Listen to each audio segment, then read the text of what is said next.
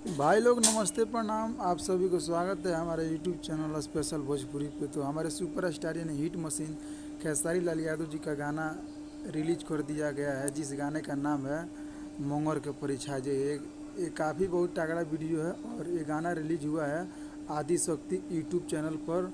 और इस गाने को दो राइटर मिलकर लिखे हैं, अखिलेश कश्यप और विशाल भारती। और इस गाना को खेसारी लाल यादव जी और सोना सिंह मिलकर गाई हैं। और वीडियो में नज़र आने वाली है डिम्पल सिंह। तो काफ़ी ज़बरदस्त तगड़ा वीडियो है।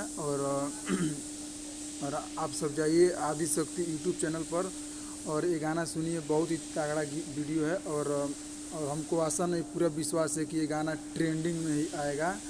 और चलिए और किसी नए अपडेट के साथ साथ मिलते हैं, तभी के लिए धन्यवाद। और आप लोग हमारे चैनल को आप अभी तक सब्सक्राइब नहीं किए हैं तो प्लीज़ दोस्तों आप लोग सब्सक्राइब करिए। और आप सभी को मालूम है कि खेसारी लाल यादव से जितना रिलेटेड खबर है मैं आप सभी के बीच में पहुंचाता रहता हूं।